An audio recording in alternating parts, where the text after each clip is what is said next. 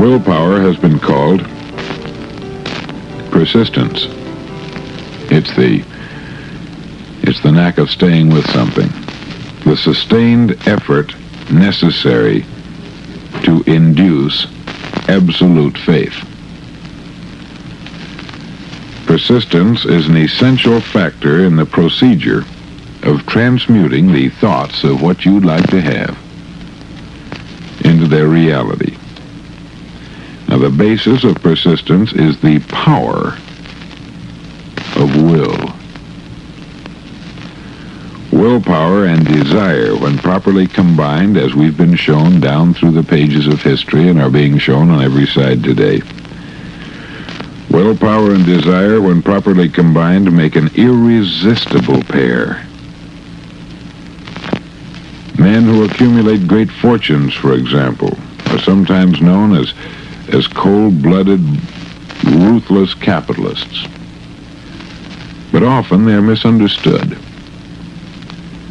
What they have is willpower, which they mix with persistence and place back of their desires to ensure the attainment of their particular objectives.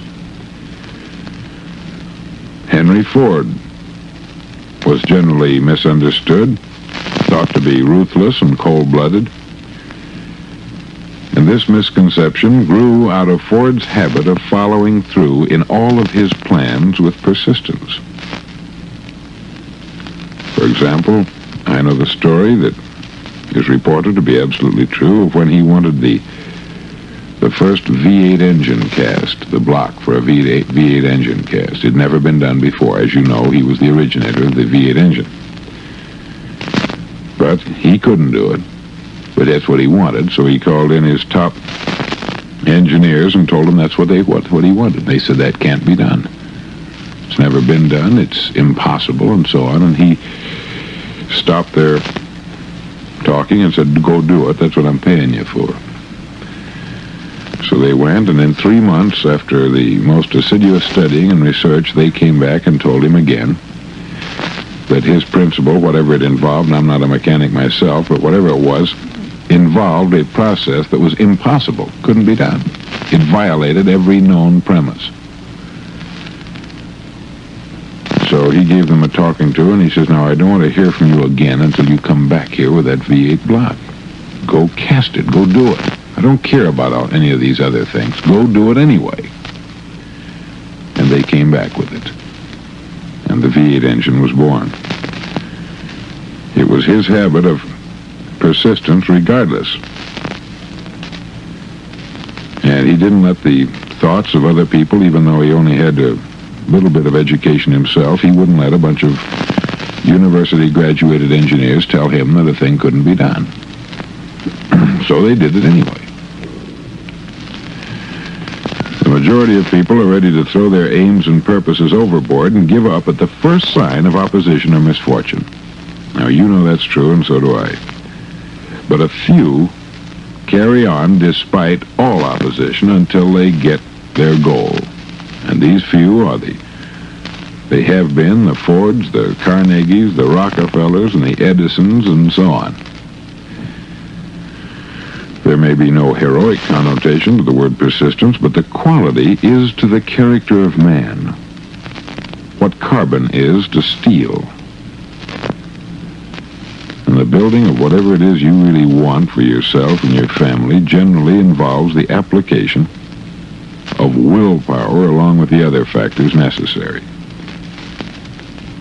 Now, unless you happen to be one out of the 2 out of every 100 people who already have a definite goal at which you're aiming and a definite plan for its attainment, you ought to think about this. Because just about 2 people out of every 100 definitely know what it is they want to do. Now, the starting point of all achievement or all willpower naturally is desire for something. It would be worthless without it. Now, you should really keep this constantly in mind. And the importance is that to desire something very much is right, and that's human. To not desire anything very much is animal-like, subhuman. Weak desires bring weak results, just as a small amount of fire makes a small amount of heat. And if you find yourself kind of short on persistence, this weakness may be remedied by building a stronger fire under your desires.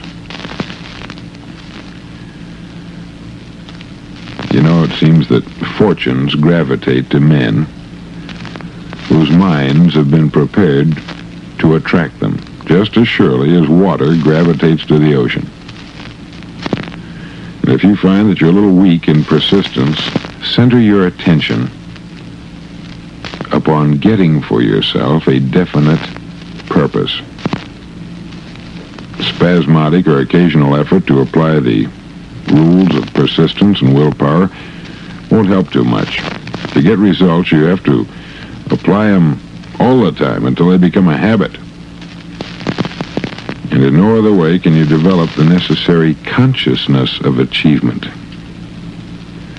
It seems that poverty, by going over past history, is attracted to the person whose mind is favorable to it, as the opposite of poverty is attracted to him whose mind has been deliberately prepared to attract it, and through the same laws.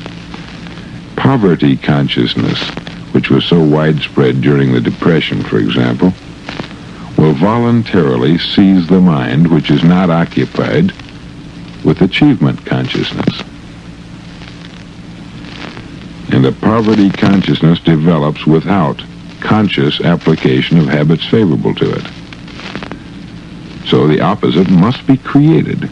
You do it artificially. You actually create something that you really want. Persistence, willpower. If you've ever experienced a nightmare, you'll realize the value of persistence. You're lying in bed half awake, maybe with a feeling that you're about to smother. You're unable to turn over or to move a muscle.